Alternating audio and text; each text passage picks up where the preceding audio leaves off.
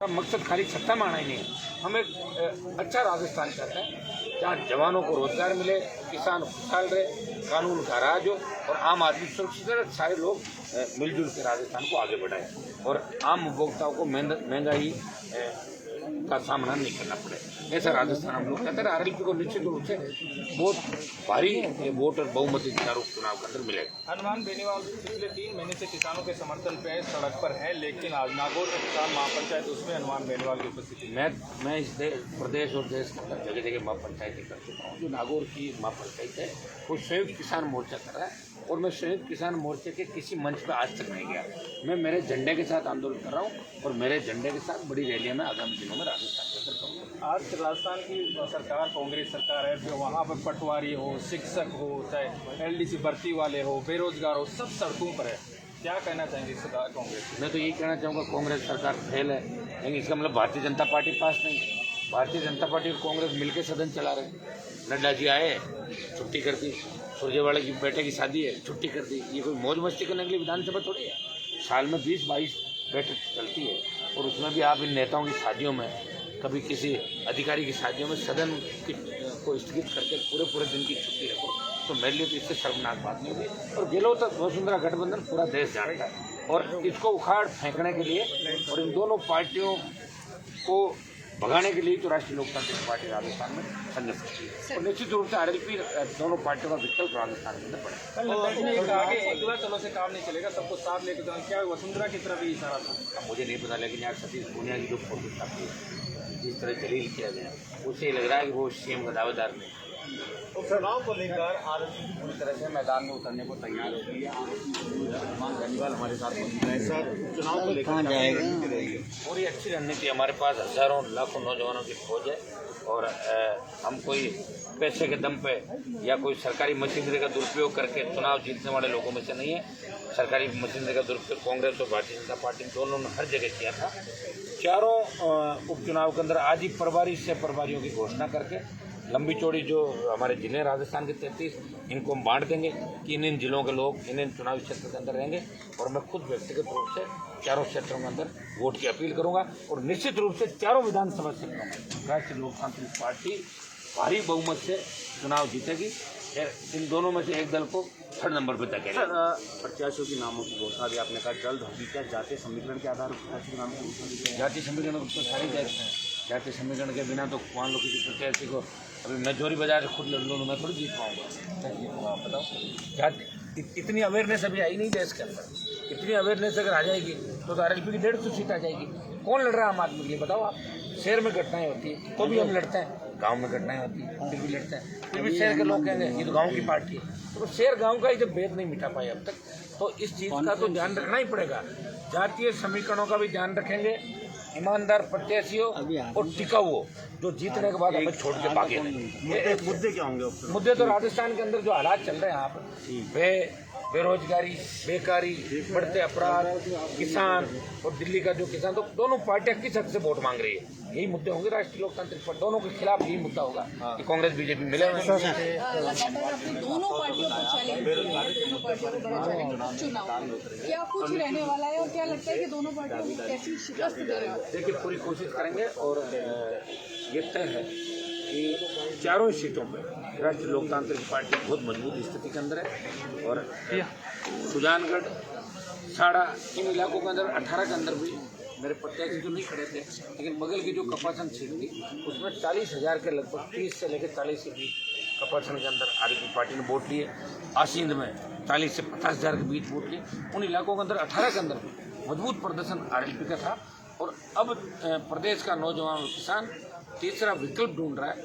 वो ऐसी पार्टी चाहता है जहाँ हर किसी की सुनी जाए, जो आम आदमी की पार्टी हो, जो बिजनेस करने के लिए नहीं बने। अभी कांग्रेस बीजेपी के सारे नेता बिजनेस कर रहे हैं, पैसा कहाँ लगाना, क्या करना, मिले जुले, कोई एफआईआर नहीं किसी के खिलाफ, कोई जांच नहीं। आप आओ तो ध्यान रखना और मैं आपका ध्यान रखूँगा।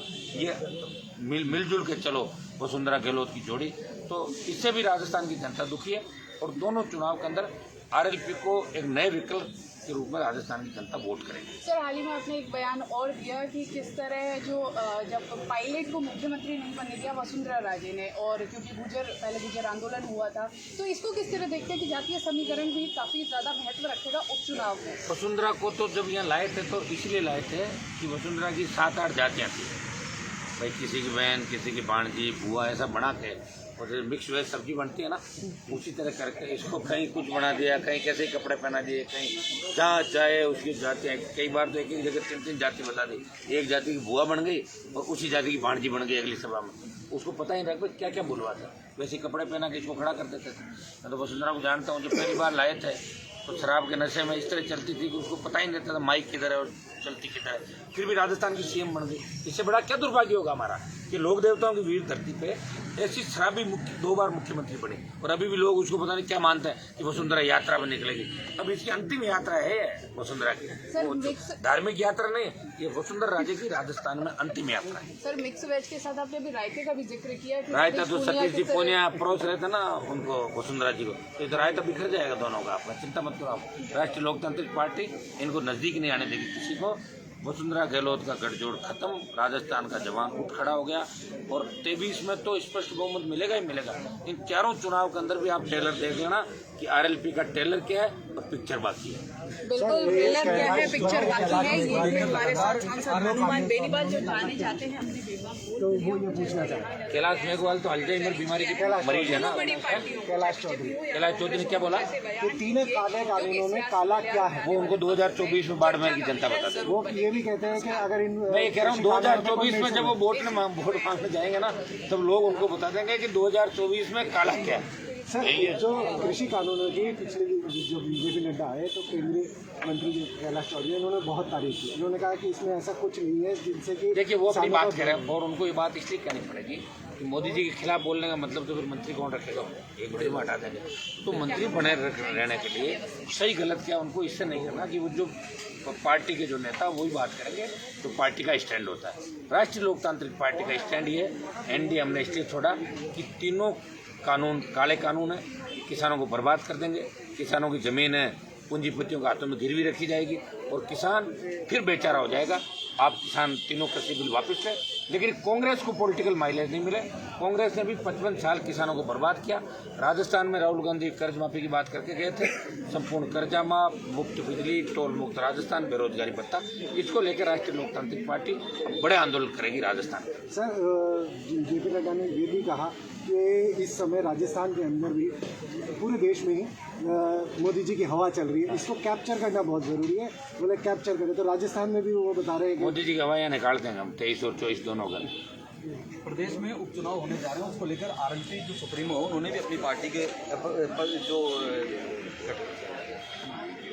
प्रदेश में होने जा रहे उपचुनाव को लेकर आरएलपी भी मैदान में आ चुकी है। उसी को लेकर खास बातचीत के लिए हमारे साथ हनुमान बेनीवाल मौजूद है। हनुमान जी, लगातार कांग्रेस आपकी पार्टी के ऊपर हमले करती है, बीजेपी भी हमले करती है, इन चुनाव को किस तरह आप लड़ेंगे, क्या आपकी रणनीति रहेगी? देखिए, आरएलपी पार्टी राजस्थान के अंदर ऐसी है जिसको लेकर कई जगह प्रधान और प्रमुखों के चुनाव में कांग्रेस बीजेपी एक हमारे बीजेपी पार्टी को लेकर भी एक जगह वाटों बांसवाड़ा का एक उदाहरण था।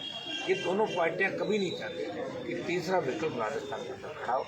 ये चाहती कि आपस में मिलजुल के मजे लें, राजस्थान को लूटें खाएं। 22 साल से वसुंधरा गहलोत का गठबंधन है, लेकिन राष्ट्रीय लोकतांत्रिक पार्टी का गठन हमने प्रदेश के आम आदमी को राहत दिलाने के लिए बुखार रैलियों के माध्यम से संपूर्ण कर्ज माफी, मुफ्त बिजली, टोल मुक्त राजस्थान, बेरोजगारी भत्ता और तमाम जो मुद्दे थे राजस्थान के, उनको लेकर हमने आरएलपी पार्टी का गठन किया था।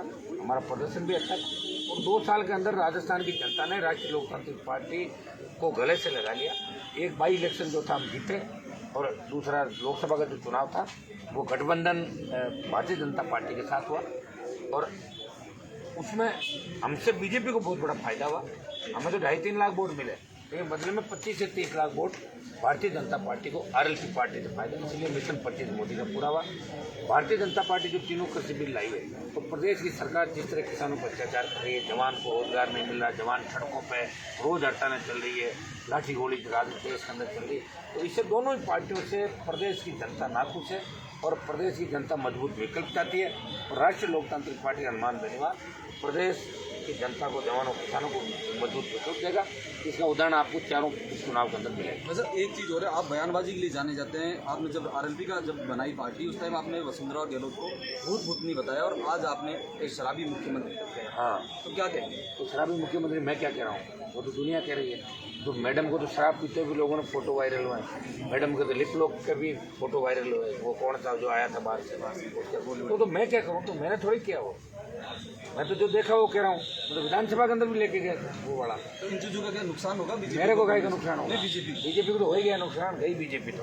देखिए, साफ तौर पर हनुमान बेनीवाल ने एक खुला चैलेंज बीजेपी और कांग्रेस को दिया है कि इन चुनाव के अंदर आरएलपी पूरी पुरजोर तरीके से अपने वोटों को रिझाएगी और वोट लेकर हमारा चुनाव जीतेगी।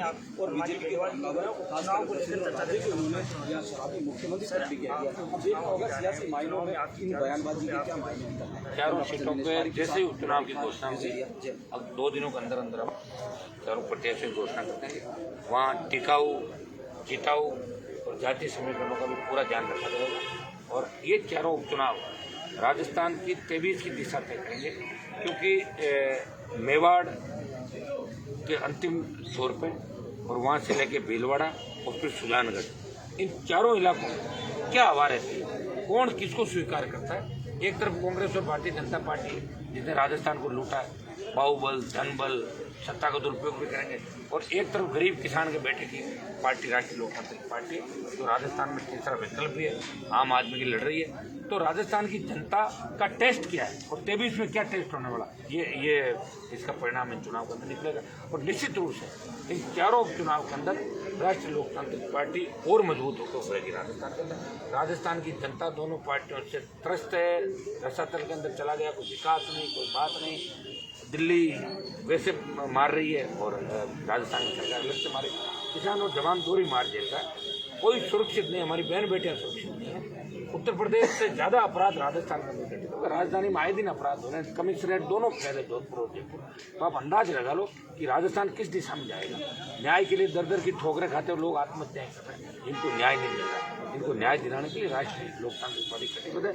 हम लंबी लड़ाई लड़नी पड़ी तो भी लड़ेंगे और राजस्थान को एक दिन वापिस उसी राजस्थान के रूप में जाएगा जो शांत एक राजस्थान हुआ करता था। इसी जयपुर में जब यूनिवर्सिटी का अध्ययन था तो लोग बाहर से मकान लेके बच्चों को इसलिए लाते थे जयपुर में पढ़ाई कराएं, अच्छा जयपुर। और इसी जयपुर से मकान बेच के भाग रहे थे, जो जयपुर और पटना और दूसरे राज्यों में।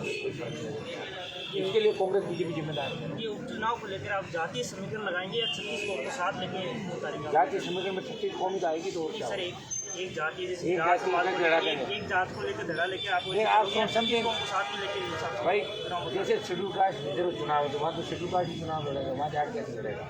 और जब मान लो ट्राइबल का रिजर्व है तो ट्राइबल वाला लड़ेगा। और आम चुनाव है तो वहाँ बैठ के सब लोगों से बात करेंगे, जातीय समीकरणों का ध्यान भी रखें, वो तो जरूरी है। क्योंकि एक जाति प्रथा मैं तो लाया नहीं देश के अंदर, जब हम पैदा हुए तो पहले से तैयार थी जाति प्रथा। लेकिन हम कोशिश करेंगे कि जातीय द्वेषता खत्म हो। आज़ादी के 70 साल बाद आप अगर गरीब अमीर वो घोड़ी पे बैठेगा वो नहीं बैठेगा, अगर ऐसी भावनाएं मन में रखोगे तो हिंदुस्तान राजस्थान आगे नहीं बढ़ सकता। इन बातों का भी ध्यान पूरा ख्याल रखेंगे, अच्छे लोगों को राजनीति में आगे आने का पूरा मौका है। सर जैसे राजस्थान सरकार में यहाँ देखिए पटवार संघ के रोड पे बैठे हैं, ये रोड पे बैठे हैं। ये बहुत ही शर्मनाक घटना है कि पटवारी सड़क पर बैठा है, समर्थन मूल्य पे मूंग की खरीद हुई नहीं। और अब ये आपकी सरसों और सेकंड जो रबी की फसल है ये बाजार के अंदर मार्केट के अंदर आने वाली, और उसमें कौन तो गिरदावरी करेगा, कौन इनको सर्टिफिकेट देगा, कौन खाते इसकी नकल देगा। तो सरकार को तुरंत पटवारी से बात करके इनके जो वाजिब मुद्दे हैं वो मानने चाहिए। ये केंद्र के तीनों बिलों को तो खत्म करने की बात करेगा ना। मैं तो एनडी छोड़ दिया, लोकसभा की कमेटियाँ छोड़ दी, राष्ट्रपति के अभिभाषण का अकेले सांसद ने विरोध किया और बजट का भी जोरदार ढंग से बेल में जाकर विरोध किया। बेनीवाल जी, राजस्थान में जो बजट है इसमें पहली बार लोग लुभावना मुस्लिम वर्ग का ऐसा कहना है कि मदरसा शब्द का प्रयोग ही नहीं किया गया पहली बार, और कांग्रेस कहती है कि अल्पसंख्यक वर्गों के साथ तो फिर मुसलमानों को कांग्रेस के खिलाफ वोट देना चाहिए।